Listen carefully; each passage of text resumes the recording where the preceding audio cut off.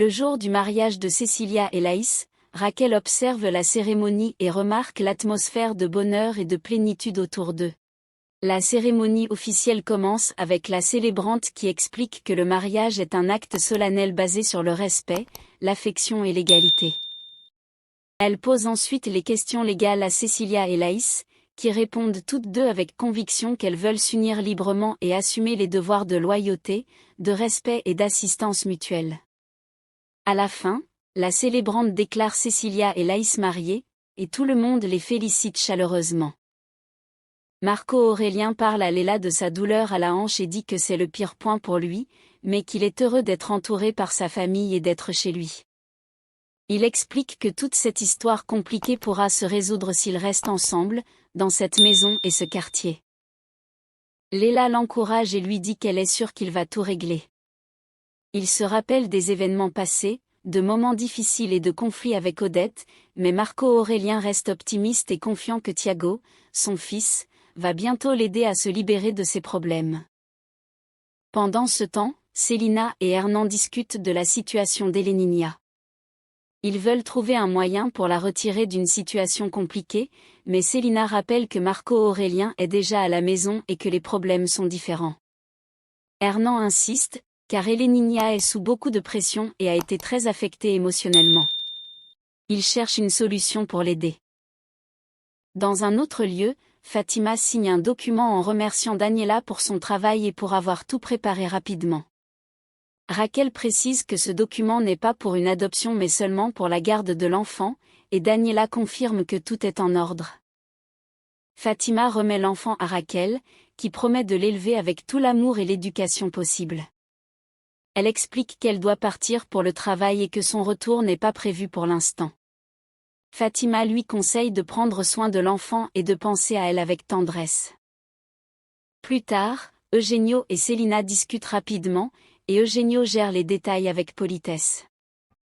Elena arrive ensuite et demande à Célina de ne rien dire, puis ils échangent des remerciements et des encouragements.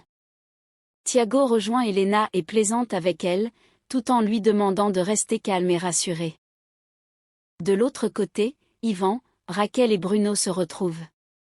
Yvan montre un album photo et tous s'extasient sur les images. Yvan explique qu'il doit se rendre à l'agence qui ouvre aujourd'hui et promet de revenir très vite. Tout le monde le soutient et le remercie avant son départ. Ensuite, Solange joue avec Alfonso et les bébés. Elle s'inquiète de devoir retourner au travail après son congé maternité, mais Alfonso la rassure en lui disant qu'elle pourra profiter encore longtemps de la présence des enfants grâce aux vacances accumulées. Elle admet qu'elle ne veut pas partir si tôt, mais il lui rappelle qu'elle ressentira sûrement la saudade, ce manque affectif, plus tard.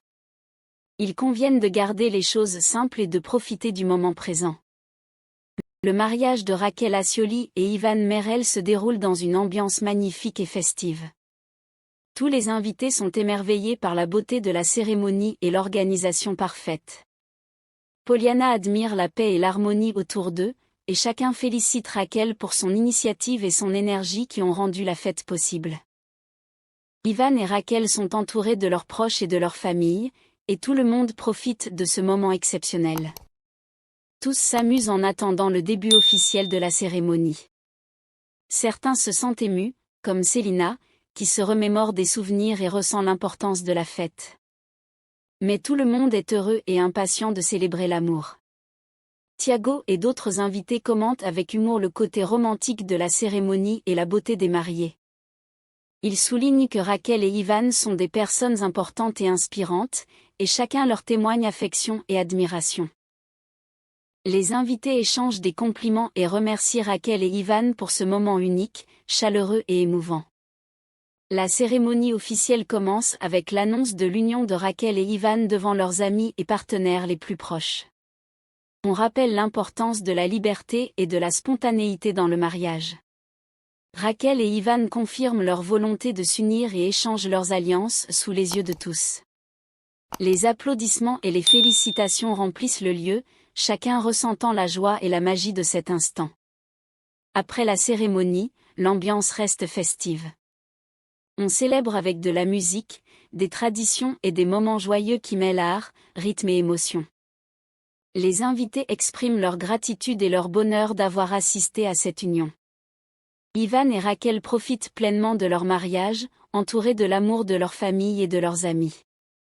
Certains prennent même le temps de se retirer un moment pour se préparer ou se rafraîchir avant de continuer à profiter de la fête.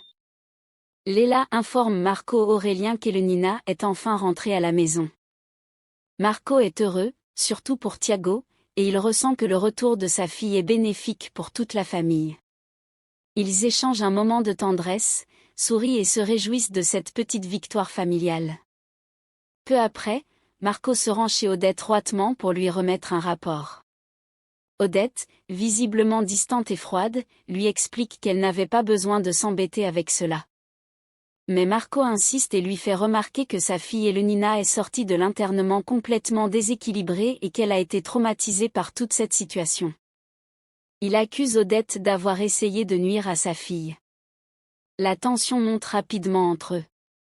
Marco prend une arme, la recouvre d'un mouchoir, et la pointe vers Odette, lui rappelant que c'est elle qui a provoqué cette situation avec Elenina. Odette tente de calmer les choses et assure qu'un accord a déjà été trouvé, mais Marco n'a plus confiance en elle. Finalement, dans un geste décisif, Marco tire sur Odette, qui s'effondre, et il quitte les lieux. César et Rodriguez partagent un moment de complicité et d'humour à propos de leur paresse et des obligations qu'ils doivent affronter.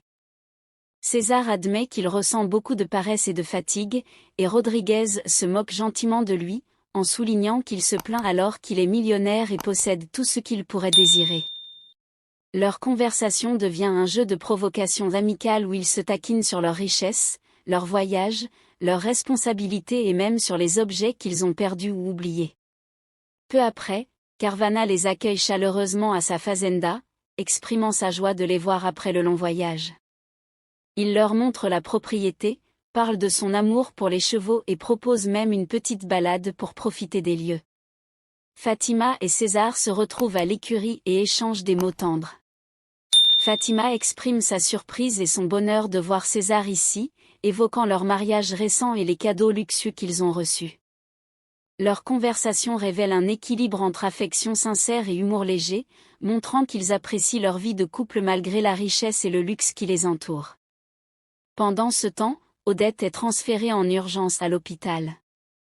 À sa sortie, Freitas la conduit près d'un hélicoptère et lui remet un sac d'argent, qu'elle accepte avec gratitude. Odette le remercie pour son aide et lui demande de nouvelles coordonnées pour rester en contact.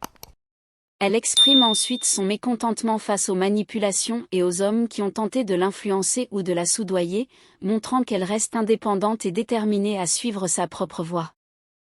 Elle s'envole finalement en hélicoptère, décidée à ne pas se laisser intimider par ceux qui voudraient la contrôler.